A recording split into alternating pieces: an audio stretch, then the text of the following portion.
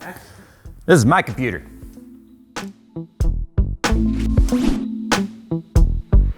The X299 series motherboards from EVGA feature powerful designs both gamers and overclockers want, like robust power delivery featuring active VRM cooling, plenty of M.2 slots for fast storage, and simple yet powerful BIOS for world record overclocking and testing. Step up your next build and be ready for the new Intel X series processors with EVGA X299 motherboards. To learn more, head to evga.com.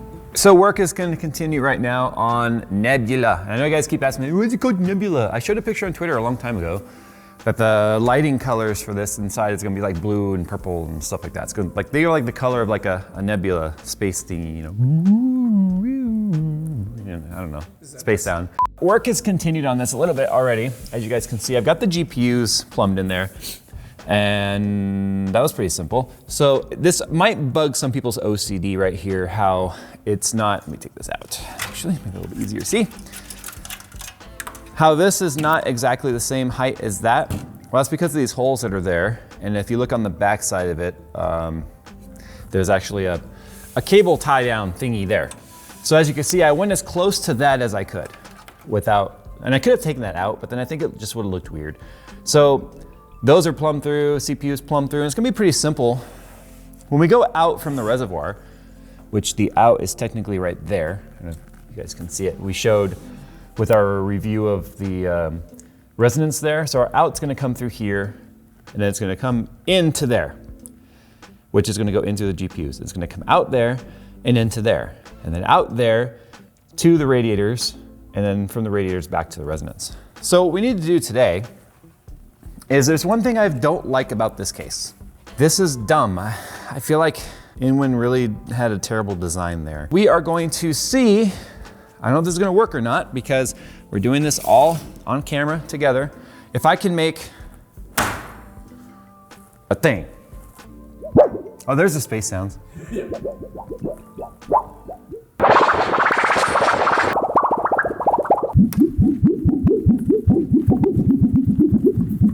I've never worked with sheet metal before. Okay, we're not gonna do that again. I've never worked with sheet metal before. This is not the thickest stuff I could have gotten. I was worried I wouldn't be able to cut the thickest stuff. So we'll be making a mock-up out of cardboard, but also too, to cut it, God, I hope some machinists out there are watching and are just like, oh, Jay, why are you doing it like that? Well, that's how we learn around here. I got this cheap old thing, which is power snippers. It's gonna be fun. So I don't want to cover up these. I just want to cover this up. I have to make like a little notch, and then cool thing is all these holes right here, I can use those to mount it. Man. That looks straight. This is just rough measuring here. So you can see I've got it covering those holes, right? So that's like perfect right there actually, because you can see there's just a small edge left there.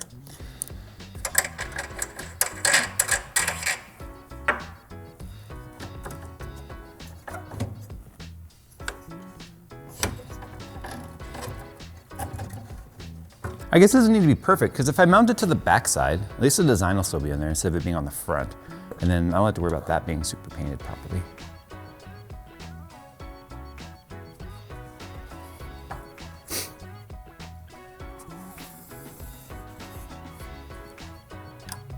All right, you think we can do this? You think I'm gonna screw this up? Probably. Why is it not going?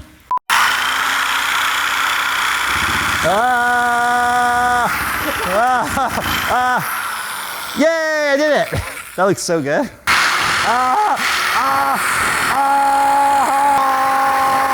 This smells like the Iowa. That's what this smells like an old metal wood, like the ship. I could just cut that, I could just square that off, right? Just, and then I don't need it to come up back here. Cut! Why aren't you cutting?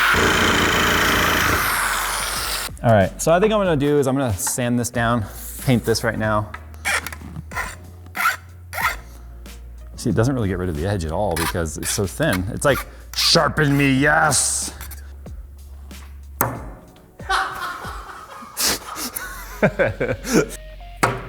I didn't harden it. Jeez.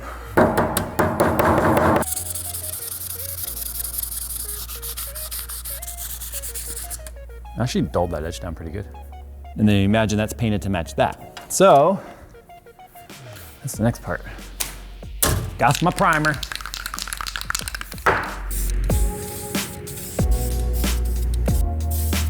I think we're ready out here now for our actual paint layer. Okay, now let's do it.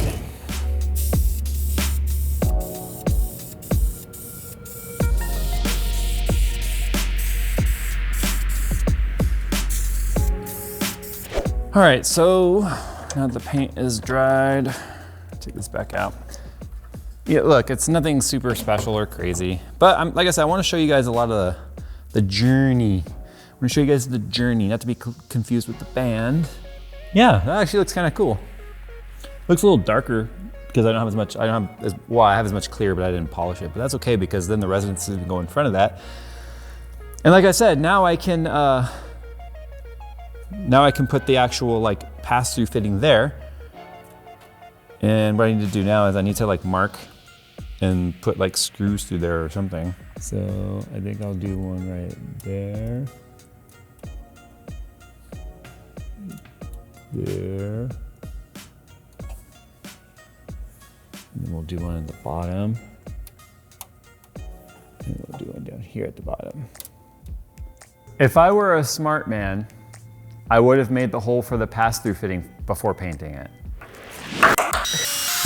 Oh man, screws not lining up. I forgot how thick that metal was.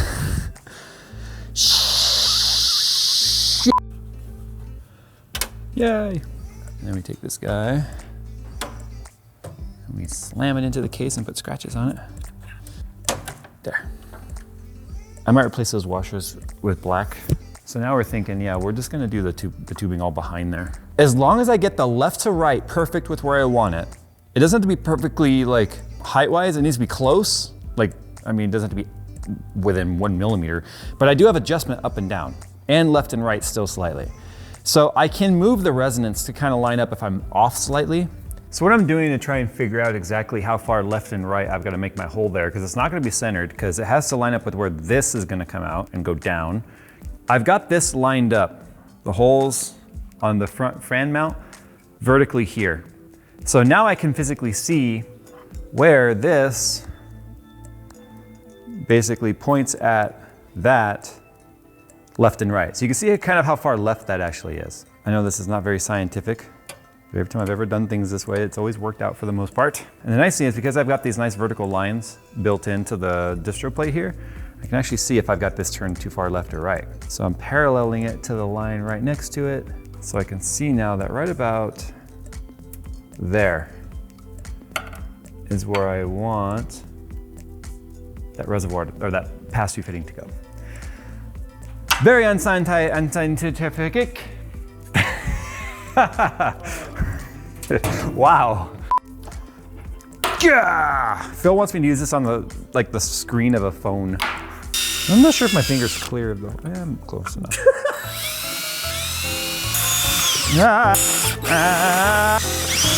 Okay, I better put the gloves on.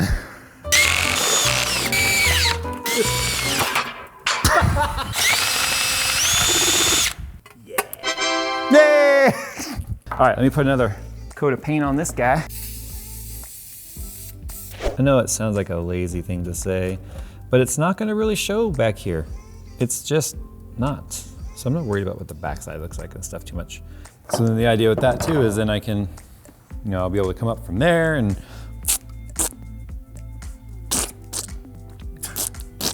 I'm just curious as to how far off I am, like from the start. You know what I mean? That would be crazy if this lined up like perfectly, because it's already been two ends that have been cut. Oh, that's way too tall. Yeah, but this is just one of my scraps. So let's see if this one's it. That might be the perfect scrap. It's too long, which is good because I can shorten it. It's gonna be neat though if I get that tube behind here, because you won't even see it going over there. I'll just be like, it goes into there and then there's nothing else.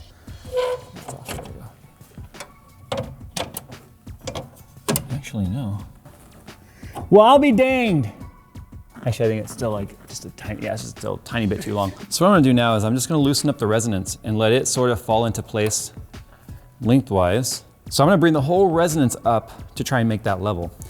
But because everything else back there fits, then I can loosen this all up just a tad to where it's nice and horizontal, then tighten this back up. So that's the awesome part about the resonance being on a rail. So that reservoir is like totally floating there. So that's it. That was kind of my plans for today, was to get the reservoir connected to the back part of the case, because as you can see, everything's going to the back and it's straight. That's horizontal. So now it's gonna come out of the pump and be like, meow. So I have to worry about air kind of sort of getting trapped in that tube. But when you fill a system like this anyway, you've got to do a lot of tilting of it to get all the air out. So that's where this edition of Project Nebula 2019/2020 is. I really hope it's done before the new year. I really do. That's where this one's gonna come to a close. So we made a janky little plate that you can barely see, and that's why I'm not too anal about it being not perfect. And that, quite honestly, with the exception of the tubing that's gonna connect the radiator here back to one of these tubes, or these fill ports, is the only other tubing you're gonna see. So with the exception of that, that's the loop. That's the visible part of it. And I kind of wanted it to be more busy with like, all this stuff everywhere. But I guess it doesn't need it, does it? I could do tubes to nowhere. It's just like, it's like going into the back of the car like that. Route the power cables through it. Don't give me any more ideas. This thing's taking too long. All right, I gotta go. It's Friday.